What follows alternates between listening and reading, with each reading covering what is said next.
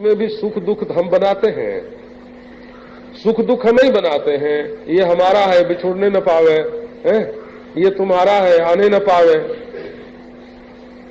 तो सुख जागृत अवस्था में तो हम बेवकूफी के कारण संसार के पदार्थों में सुख दुख की सृष्टि करते हैं, और स्वप्न में तो हम ही पदार्थों की भी सृष्टि करते हैं, ईश्वर हो जाते हैं। वहां की गाय किसने बनाई है, वहां का समुद्र किसने बनाया है, वहां की बंबई किसने बनाई है, कि तुम्हारे मन ने बनाया है। तो जागृत अवस्था में केवल तुम बनी बनाई चीजों को देखते हो, उनसे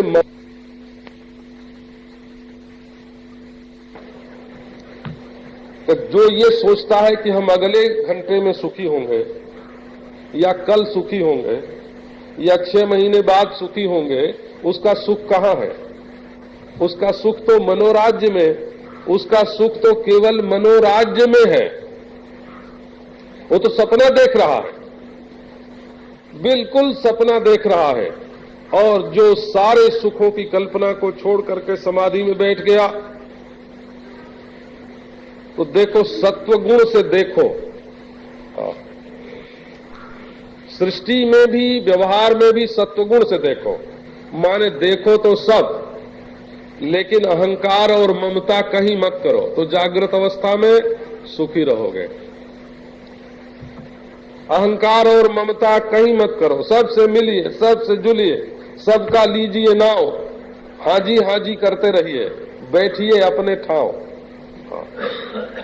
सबसे मिलो, सबसे जुलो, सबसे हाँ हाँ करो, किसी का विरोध करने की जरूरत नहीं है, लेकिन अपने घर में बैठो, भटकने की जरूरत नहीं है। सपने में सब कुछ बनाओ, सब कुछ देखो, पर तुम सबसे न्यारे हो। देखो सबको छोड़ करके जब सुषुप्ति में सो जाते हैं, उस समय माता पिता नहीं रहते हैं, उस समय बेटा बेटी नहीं रहते हैं, उस समय पति पत्नी नहीं रहते हैं, उस समय धन दौलत नहीं रहती है, उस समय कोई मिनिस्टर कलेक्टर नहीं रहता है। तो फिर भी एक प्रकार का आराम, एक प्रकार की शांति मिलती है। तो सत्वगुण की बात क्या है कि जागृत अवस्था में तो अहंकार और ममता न हो, और स्वप्नावस्था जो है वो भास गई, उसमें कहीं अहंता ममता नहीं हुई। पर यदि सद्वासना रहे ना, तो स्वर्ग मिले हो, स्वप्न में स्वर्ग के सुख का अनुभव होगा। जागृत में यदि सद्वासना रहे तो स्वप्न में स्वर्ग मिल सकता है। और यदि सुषुप्ति जैसी दशा अभ्यास से बना ली जाए, हाँ, एक तो स्वयं स्वाभाविक सुषुप्ति आती है ना, यदि अभ्यास करके जागृत में सुषुप्ति दशा बना ली जाए तो समाधि लग गई। जागृत में अभ्यास सिद्ध सुषुप्ति का नाम समाधि है। समाधि क्या है कि जागते जागते अपने मन को सुषुप्ति में ले गए, शांत एकांत बैठ गए। अब इन तीनों में कौन है? इन तीनों में जो एकता है, जिस मैंने जागृत का अनुभव किया, जिस मैंने स्वप्न का अनुभव किया, जिस मैंने सुषुप्ति का अनुभव किया, वो मैं एक ही है न तीनों में। जागृत में बने बनाए देश काल वस्तु को देखा, स्वप्न में बना करके देश काल वस्तु को देखा, और सुषुप्ति में देश काल वस्तु को बिगाड़ करके देखा। लेकिन मैं तुरीयम त्रिषु संततम, मैं न जागृत का वैश्वानर हूं, और न मैं स्वप्न का तेजस हिरण्यगर्भ हूं, न जागृत का वैश्वानर विराट हूं, और न स्वप्न का तेजस और हिरण्यगर्भ हूं, और न मैं सुषुप्ति का प्राज्ञ और ईश्वर हूं। मैं तो वो एक चैतन्य तत्व हूं जो सारी सृष्टि के बदलने और बिगड़ने पर बिल्कुल एक सरीखा रहती है। इसी को बोलते हैं आत्मा। आत्मा शब्द का अर्थ यही है। जच्चाप्नोति जदा दत्ते यच्चात्ति विषयानिह। और सुषुप्ति में जो रहता है व्यापक रूप से, अखंड रूप से रहता है, स्वप्न में जो संस्कारों को ग्रहण करता है और जो जागृत में आकर के विषयों का भोग करता है, और जच्चास्य संततो भावः तस्माद् आत्मेति कथ्यते। इसको आत्मा क्यों कहते हैं कि ये जागृत स्वप्न सुषुप्ति में एक सरीका है। तो ये जो आत्मा है ये निष्कल है, विनिष्कल है। आत्मा विनिष्कलो येको देहो बहुभिरावृता। आत्मा कैसा है? देखो, पहले देह की ओर देखो। इसमें कला कला है, एक पृथ्वी कला है। इसमें जो ठोस चीजें हैं ना शरीर में, वो मिट्टी की कला है। हड्डी है, मिट्टी की कला है। इसमें जो खून है तो वो पानी की कला है, बूंद बूंद है। जो इसमें गर्मी है, पसीना निकल आता है, क्यों निकलता है? गर्मी होने से। तो वो अग्नि की कला है। जो इसमें सांस चलती है वो वायु की कला है। जो इसमें अवकाश है सो आकाश की कला है। ये शरीर में पंचभूत की कला मौजूद है। अब देखो, आप यदि एक घड़े की तरह बने हुए इस शरीर को, ये बिल्कुल घड़ा है हो, महात्माओं ने अपने बैठे हुए शरीर को देखा और जरा पेट किसी का फूला पेट, किसी का पटका पेट है, और गले की तरफ ध्यान गया और फिर सिर की तरफ ध्यान गया तो मालूम हुआ कोई मटका ही रखा है। तो इसमें मिट्टी की प्रधानता है और इसमें कण कण होता है, कला कला होती है। देखो, ये बात ध्यान रखना कि तुम अनेक में एक हो। तुम अनेक नहीं हो, तुम एक हो। यदि तुम अपने को घड़ा समझोगे तो घड़ा फूट जाएगा। तो जन्म मृत्यु, घड़ा बना और बिगड़ा तो घड़े में जन्म और मरण है। और यदि तुम अपने को घड़ा समझोगे तो कभी शराब रखा जाएगा और कभी गंगाजल रखा जाएगा, विष्ठामूत्र रखा जाएगा। और यदि तुम मिट्टी हो तो बिल्कुल शुद्ध हो। यदि घड़ा होगा तो फूट जाएगा। अब घड़े में देखो कण कण है, और कण कण नहीं देखो, अपने को मिट्टी देखो। मिट्टी देखो तो न तुम घड़ा, न तुम्हारा जन्म हुआ, न तुम्हारी मृत्यु हुई, न तुम में शराब या गंगाजल रखा गया, न विष्ठामूत्र रखा गया। ये घड़ा ऐसा है कि ये घड़ा पंचभूत रूप ही है, मृतिका रूप ही है।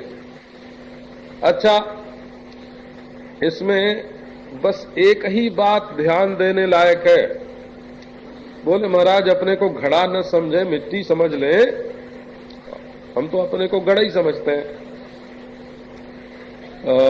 घड़ा न समझे, मिट्टी समझ ले, तो मिट्टी समझने से क्या फायदा हो जाएगा? बोले, हम आपको मिट्टी समझने के लिए नहीं कह रहे हैं। हम ये कह रहे हैं कि जो सब शरीरों में अलग अलग मैं मालूम पड़ता है ना, ये सब मैं में एक ही चेतन है, और वो चेतन आप हैं। तो इसके साथ क्या हुआ? आप चेतन व्यक्ति नहीं है, आप चेतन तत्व हैं। तो जो चेतन अपने को व्यक्ति रूप में मानेगा वो तो मरेगा और वो तो जन्मेगा।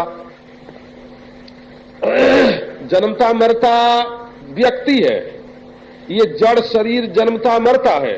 लेकिन जब चेतन इस व्यक्ति को, इस जड़ शरीर को मैं मान करके बैठेगा तो इसके जन्म को और इसके मरण को अपने ऊपर आरोपित करेगा। क्योंकि तुम अपनी चेतनता तो कभी छोड़ नहीं सकते। इसलिए जब इसमें गंगा जल भरा जाएगा तो पवित्रता का अभिमान होगा, और जब इसमें विष्ठा मूत्र भरा जाएगा तो गंदगी का अभिमान होगा। जब इसमें कोई नशे की चीज भरी जाएगी तो नशे का रजोगुणी अभिमान होगा, तमोगुणी अभिमान होगा। तो बिना अभिमान के तो तुम रह नहीं सकते।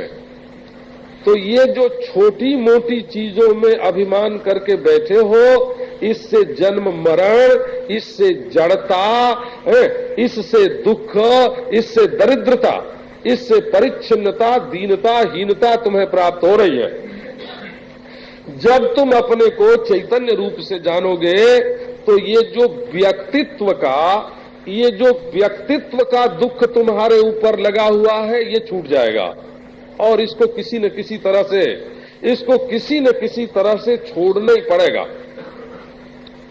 तो आत्मा कोई कण कण नहीं है, आत्मा कोई कला कला नहीं है, न इसमें पृथ्वी के कण कण है, न जल के बूंद बूंद हैं, न आग की चिंगारी है, और न सांस की अलग अलग, हवा की अलग अलग धौंकनी है, और न तो घट मठ आदि की उपाधि से आकाश में जैसे भेद लगता है वैसा इसमें भेद लगता है।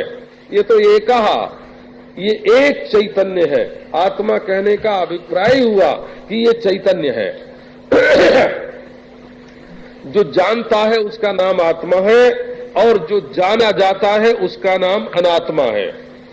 और आत्मा में अगर कला होगी तो वो भी जानी जाएगी, इसलिए वो अनात्मा है, और आत्मा निष्कल एक है।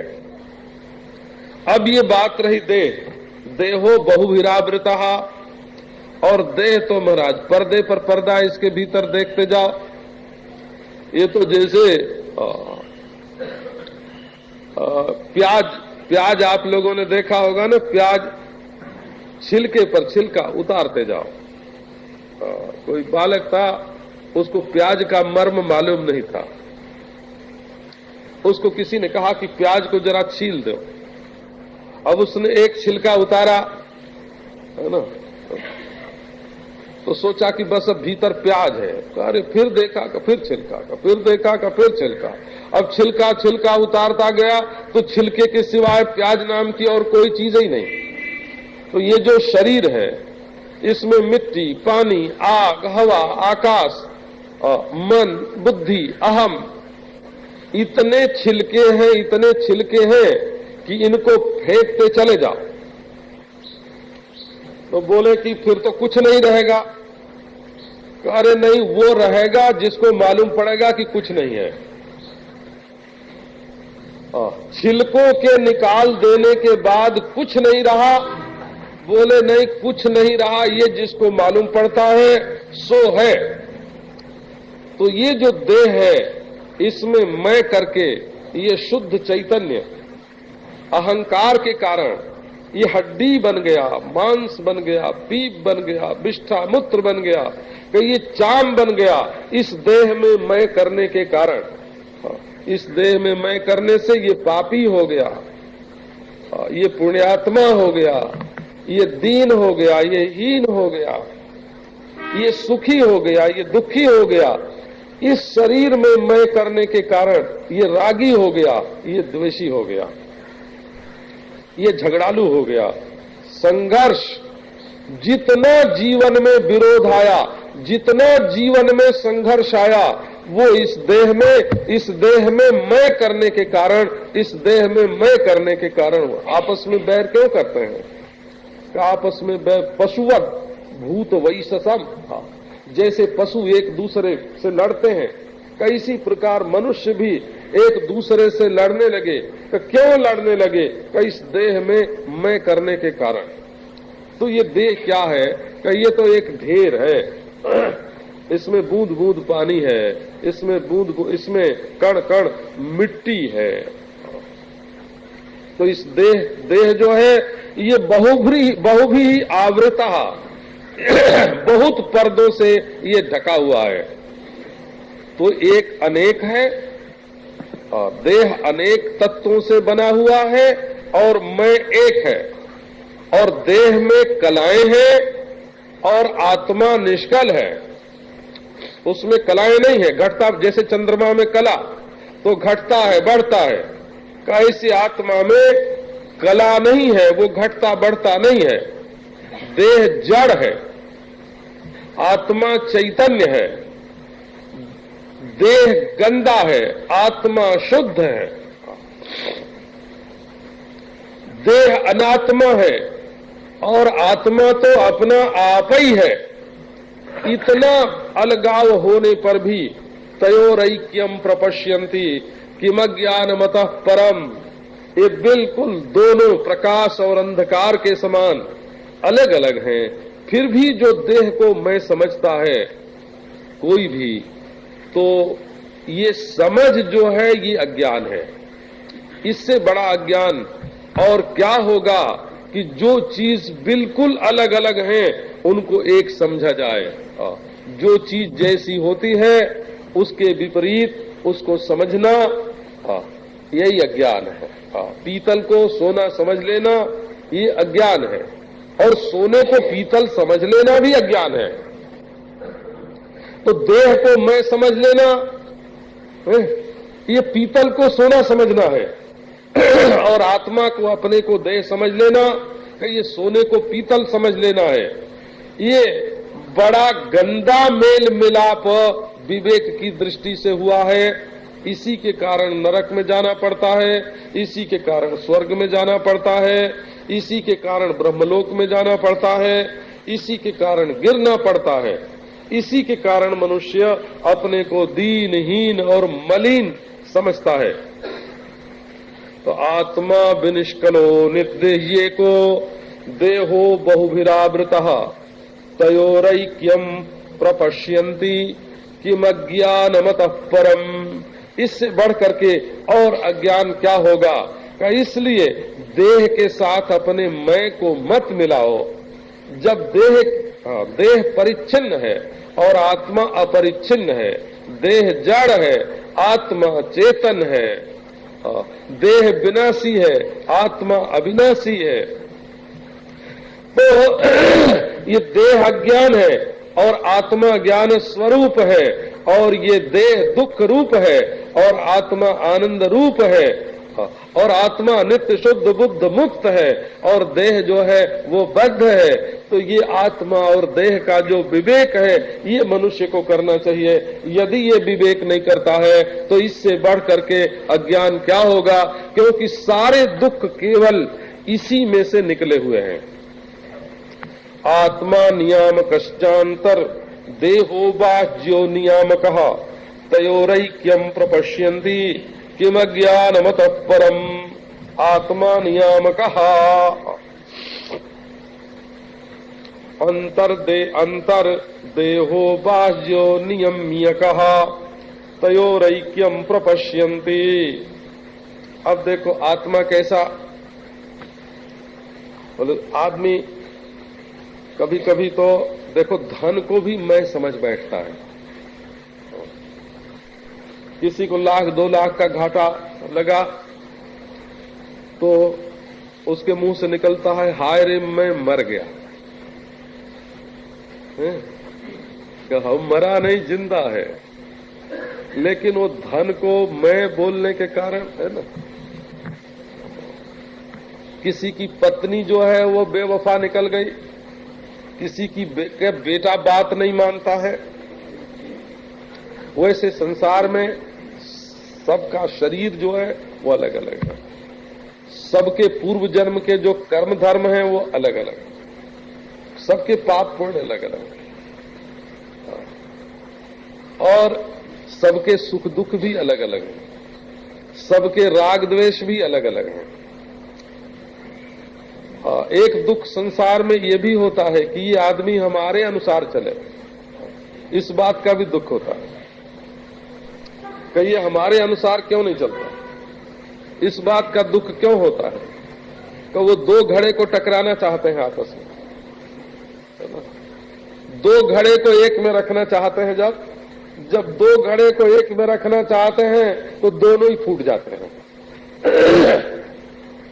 सबके अंतःकरण पूर्व जन्म के कर्म के संस्कारानुसार माता पिता के अनुसार, नाना नानी के अनुसार, माता पिता के अनुसार, अपने वातावरण के अनुसार, देश काल की संस्कृति के अनुसार, संप्रदाय के अनुसार, सबके अंतःकरण की बनावट अलग अलग होती है। जब दो को एक में जोड़ने लगते हैं तो थोड़ा बहुत दबाव या तो सह ले और न सहन करे तो फूट जाए। ऐसे ये संसार ऐसे ही चलता है। संसार में मिलता नहीं है कोई, मिला के चलना पड़ता है।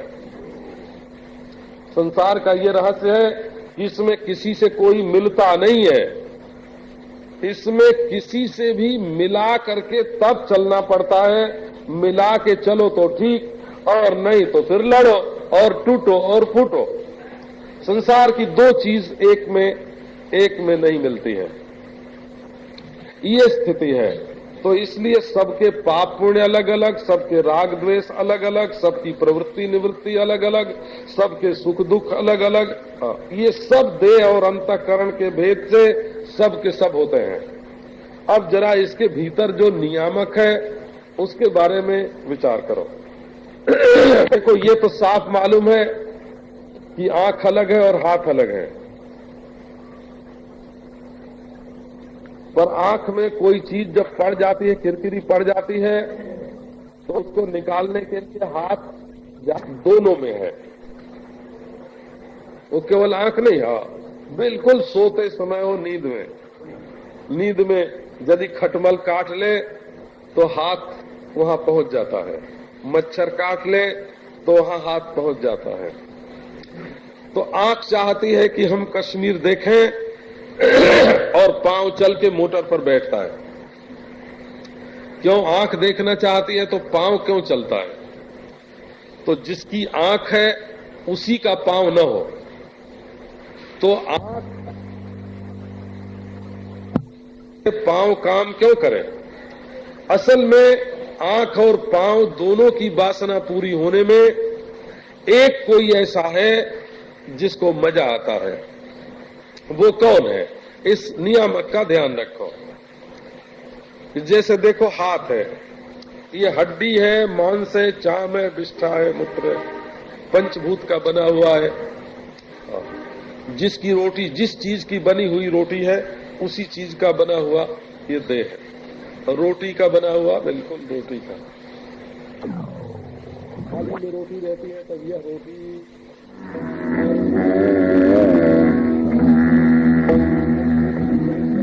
में है तब भी मैं होनी चाहिए रोटी है। और या तो पेट में जाने पर भी रोटी यह होनी चाहिए। रोटी के बारे में तुम्हारा ज्ञान दो क्यों है? यह रोटी, मैं रोटी, और कह हो जाए तो फिर वही विष्ठा होकर निकल जाती है, तो यह रोटी। पहले यह रहती है, शरीर के भीतर आने पर मैं होती है, मैं शरीर के बाहर जाने पर फिर ये हो जाती है। तो शरीर में ऐसा मैं कौन सा है, कहाँ है जो शरीर में मैं पड़ा हुआ है? उस मैं को ढूंढना पड़ता है। तो भाई, मैं हाथ नहीं हूं, मैं हाथ उठाने वाला हूं। तो मैं पांव नहीं हूं, मैं पांव चलाने वाला हूं।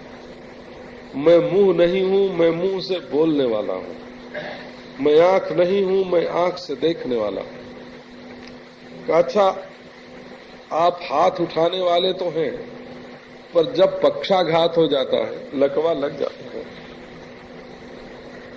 हाथ तो रहता है और आप भी रहते हैं और आपका मन भी रहता है। हाथ उठाने की इच्छा रहने पर भी हाथ क्यों नहीं उठता है? हाथ है और आप भी हैं और हाथ उठाने की इच्छा भी है, फिर भी हाथ क्यों नहीं उठता है? बोले भाई, जो प्राण शक्ति, जो प्राण दौड़ रहा था ना, इच्छा शक्ति का जो प्राण शक्ति के साथ संबंध था वो टूट गया। हाथ है, हाथ उठाने वाला है और हाथ उठाने की इच्छा है, परंतु हाथ उठता नहीं है। क्यों? बोले ताकत नहीं है। तो तो इसका अर्थ हुआ कि आप हाथ भी नहीं है और हाथ में आने जाने वाली ताकत भी नहीं है। इसको अन्नमय कोष हाथ को बोलते हैं और शक्ति को प्राणमय कोष बोलते हैं। अब बोले उठाने की इच्छा है, तो उठाने की इच्छा तो है पर उठता नहीं है, तो मनोमय कोष तो है।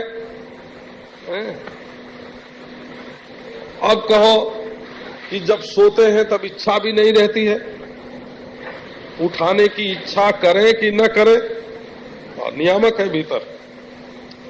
कभी उठाने की इच्छा होती है, कभी रखने की इच्छा होती है, कभी नचाने की इच्छा होती है। इच्छा तो संस्कार के अनुसार तरह तरह की होती रहती है और कर्ता भी मौजूद रहता है, पर सब इच्छाएं जब शांत हो जाती हैं तब भी तुम रहते हो।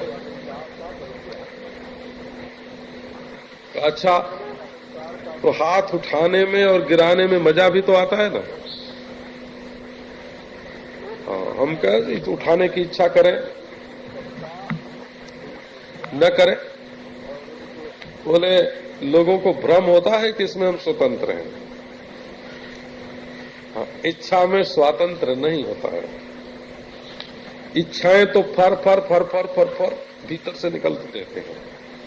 उनमें से जिनके साथ कर्ता होकर के तुम अपने आप को जोड़ देते हो, उसके अनुसार काम होता है। वासना को मिटाने का उपाय क्या है? एक तो यदि समझ बतावे कि ये वासना बुरी है, समझ उस वासना का साथ न दे, और दूसरे हम हाथ को रोक सकें कि इस वासना के अनुसार काम नहीं करेंगे। अगर दो बात तुम्हारे अंदर रहे, हाथ तो हो काबू में और बुद्धि वासना का साथ न दे, तो आपकी वासना पैदा होगी और मर जाएगी। ये दो पाठ, वासना को मिटाने के लिए दो पाठ हैं। हम बच्चों के मनोविज्ञान की बात नहीं करते। कब बच्चा दूध मांगे और उसको नहीं दें तो चिड़चिड़ा हो जाएगा। कि ठीक है, बच्चे के मन में, बच्चा का मन दूध ही मांगता है। मन उसके शरीर के लिए, निर्वाह के लिए, शरीर के जो आवश्यकता होती है, जो खेलने के लिए जरूरत होती है, वही मांगता है। उसके अंदर कोई दृढ़ वासना नहीं होती। परंतु ये बड़े लोगों का जो मन है ना, ये तो त्रिलोकी का साम्राज्य मांगता है। ये तो त्रिलोकी का साम्राज्य मांगता है। उसमें यदि बुद्धि और क्रिया का समन्वय नहीं होगा तो तुम्हारी वासना जो है वो आग में पटक देगी। बच्चों के मन में जो खेलने के लिए, मनोरंजन के लिए और शरीर के लिए जो उपयोगी बात होती है, उसी की मांग आती है। और बड़े लोगों के मन में तो दूसरों को नुकसान पहुंचाने की मांग आती है। तो बच्चों के मनोविज्ञान में और बड़ों के मनोविज्ञान में फर्क होता है। तो वासना जो मन में उठती है, उसके बारे में धर्म जो है वो शरीर को रोकता है, और बुद्धि उसको अच्छा और बुरा होने का निर्णय देती है। तो बुद्धि में बैठा हुआ करता है, बुद्धि और शरीर का मेल बैठ गया, तो वासना जो है वो वासना पिस जाएगी। तो वासना होती है मनोमय कोष में और विज्ञानमय कोष में कर्ता होता है। तो देखो, एक हाथ है, एक हाथ उठाने की शक्ति है, एक हाथ उठाने की इच्छा है, और एक हाथ उठाने का अभिमानी है, और एक हाथ उठाने गिराने में मजा लेने वाला है। तो जो हाथ है वो स्थूल अन्नमय कोष है, और उसमें जो शक्ति है वो प्राणमय कोष है, और उसमें जो वासना है, संकल्प है, वो मनोमय कोष है, और उसमें जो समझदारी है कि मैं उठाता हूं और गिराता हूं, ये विज्ञानमय कोष है। और उसके उठाने या गिराने में जो मजा आता है, कर्म करने और न करने में जो मजा आता है, वो मजा आनंदमय कोश है। इन सबका नियंता कौन है? कि इन सबको नियम में रखने वाला जो है वो इनके भीतर चैतन्य आत्मा है। और ये देह से लेकर के आनंदमय कोश पर्यंत जितना है, ये बाहरी नियम्य जड़ दृश्य और अनात्मा है। तयोरैक्यम प्रपश्यन्ति किम अज्ञानमतः परम। जो इन पांचों कोशों को और आत्मा को एक देखते हैं, बोले कोश को आत्मा मान लेते हैं, म्यान को तलवार मान लेते हैं। क्यों? बोले विवेक नहीं किया, कभी विचार नहीं किया, म्यान को तलवार मान लिया। म्यान को तलवार मानना ये बुद्धिमान का काम नहीं है।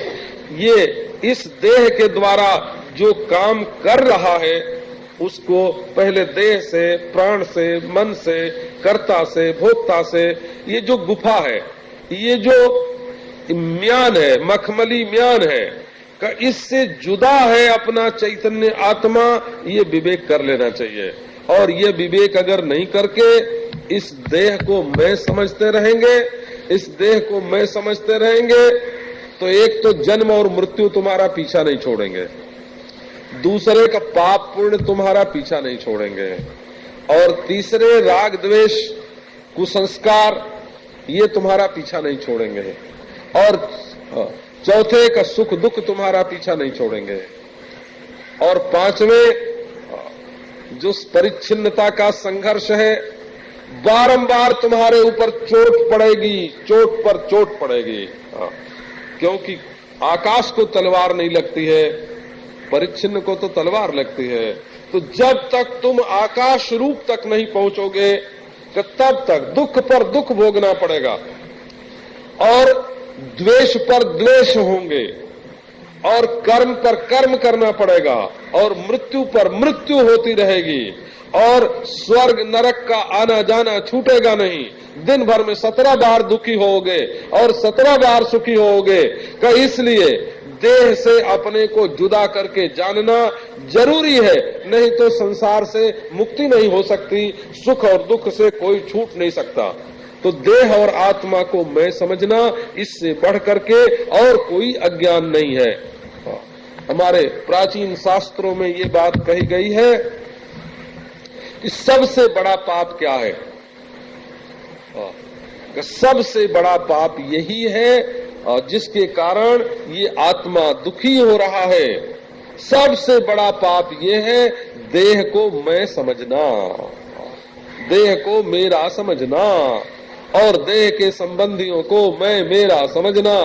सबसे बड़ा पाप सृष्टि में यही है जिसके कारण लोग अस्त व्यस्त और त्रस्त हो रहे हैं और दुखी हो रहे हैं।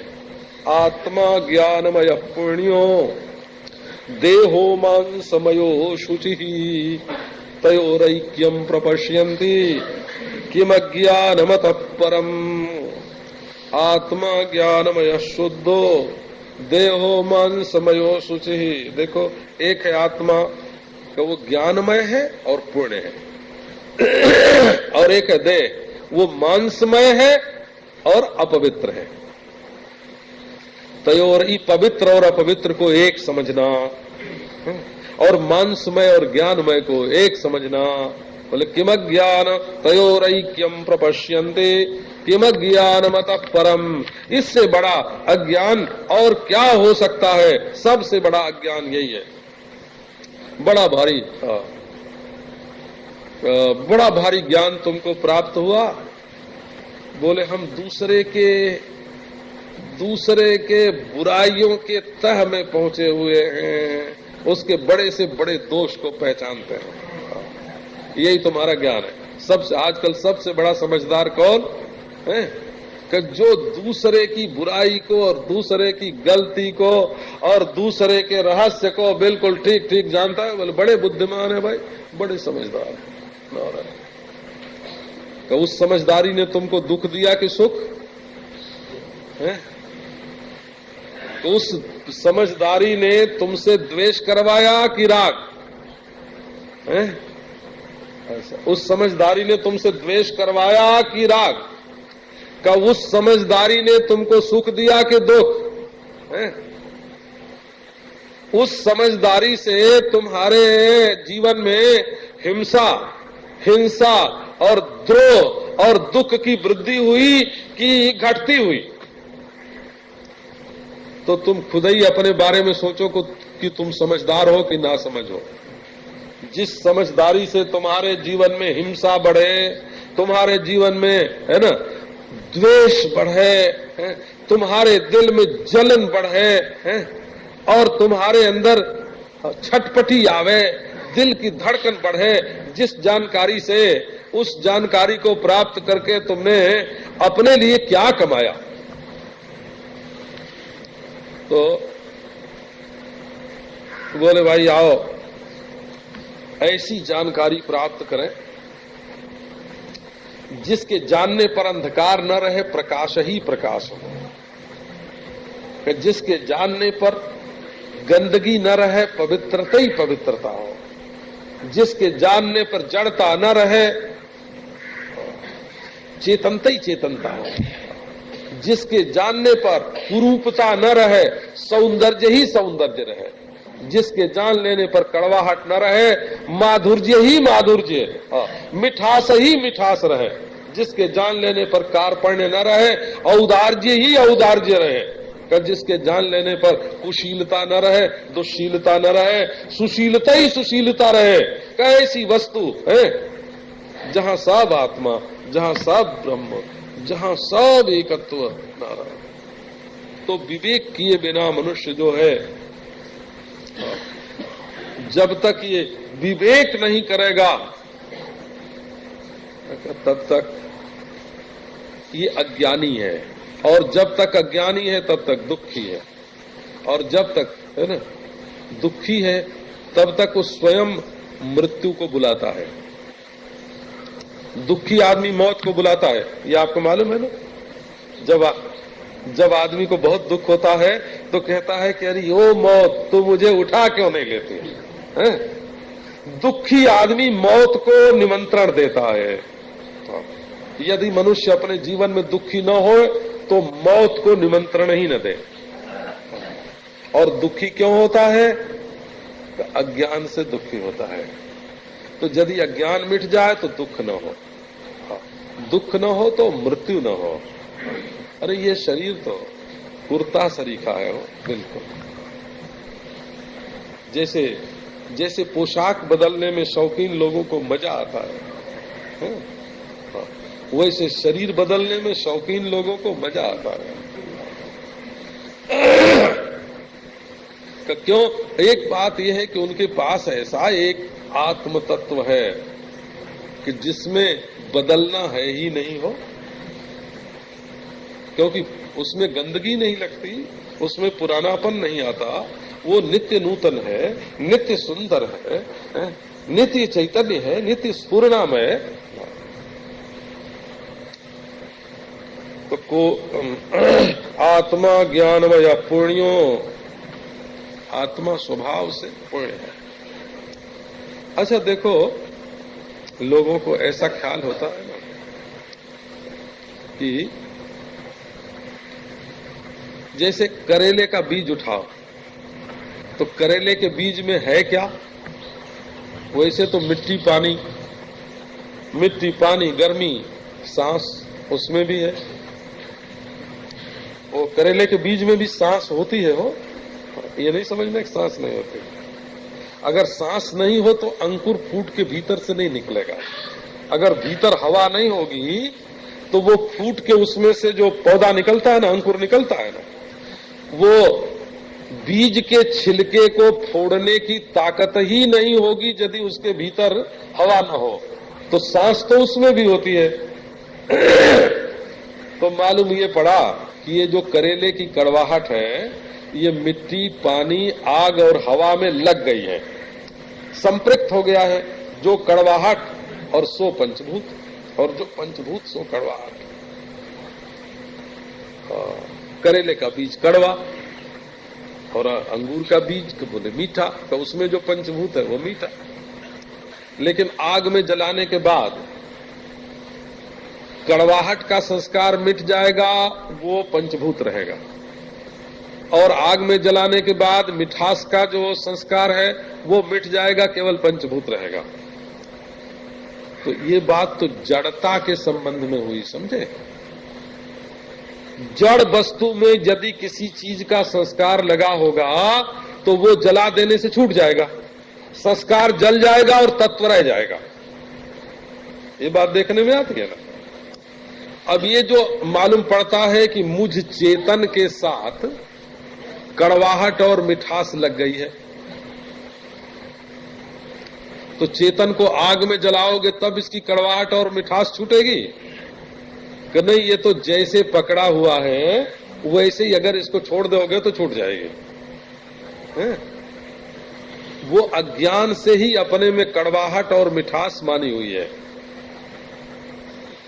न इसमें में जीवत्व जो है ना, जैसे पंचभूत में जो बीजत्व है वो संस्कार कृत है। पंचभूत में जो बीज पना है, अंगूर का बीज, आम का बीज, अनार का बीज, वो बीजत्व जो है वो अनादि परंपरा से प्राप्त संस्कार के कारण पंचभूत में बीजत्व है। और अनादि अज्ञान से प्राप्त चेतन में जीवत्व है। भला जीवत्व जहां अपने आप को ज्ञानमय पवित्र पुण्य माने संस्कार से अलिप्त,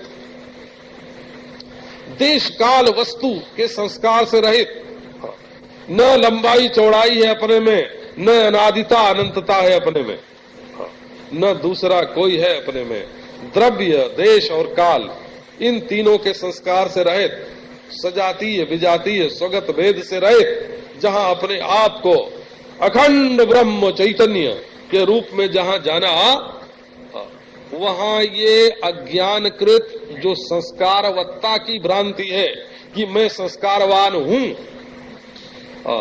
मैं संस्कार रूप बीज भाव से युक्त होकर के जीव चैतन्य हो गया हूं, ऐसी जो भ्रांति है वो केवल अपने को अखंड चैतन्य जानने मात्र से ही भस्म हो जाती है। जड़ में जो संस्कार लगता है वो जड़ आग से छूटता है, और चैतन्य में जो संस्कार लगने की भ्रांति है वो चैतन्य के स्वरूप ज्ञान से निवृत्त होती है। अच्छा, अब ये प्रसंग आपको फिर सुनाने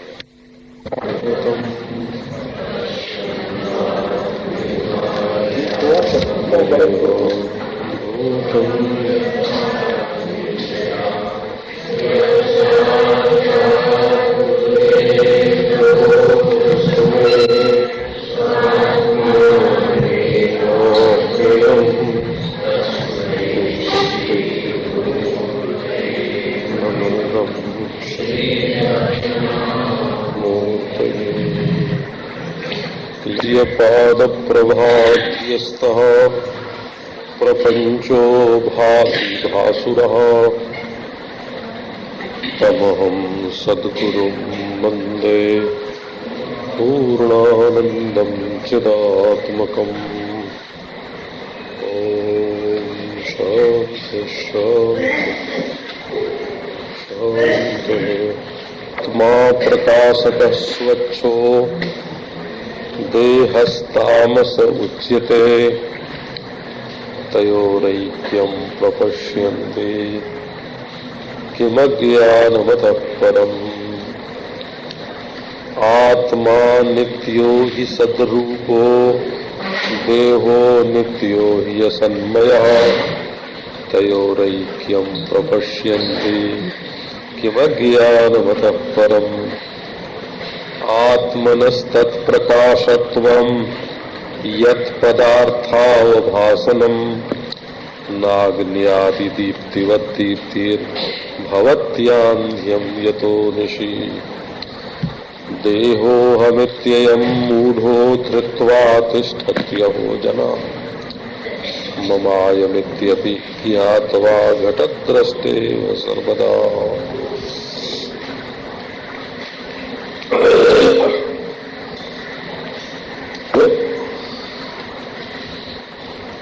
दूसरे ढंग से आत्मा और अनात्मा का विवेक बताते हैं। ये बात तो आपके ध्यान में है ही है।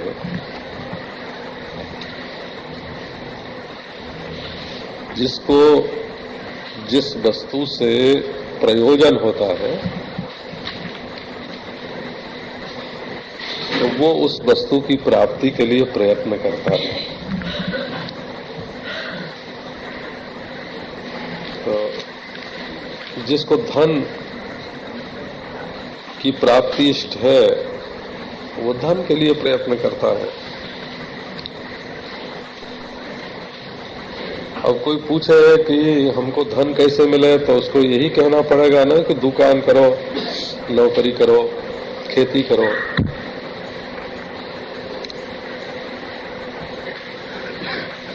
अब उसको कहे कि ब्रह्म का विचार करो तो कैसे करेगा? तो जिसकी ये रुचि होए कि हमको उस लोकसभा की मेंबरी मिले तो उसको यही उपदेश करना पड़ेगा ना कि चुनाव लड़ो, और क्या उपाय है।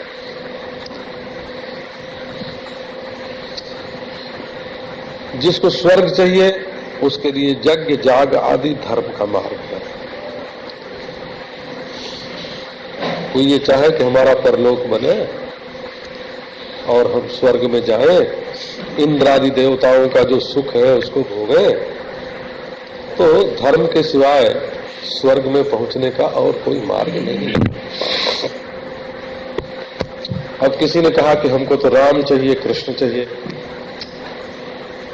वैकुंठ चाहिए, गोलोक चाहिए, साकेत चाहिए, तो उसको ये बतावेंगे कि उनके रूप का, अपने इष्ट देव के रूप का ध्यान करो, उनके मंत्र का जप करो, उनकी सेवा करो। बिना प्रयोजन का निर्णय किए साधन का निर्णय नहीं होता है।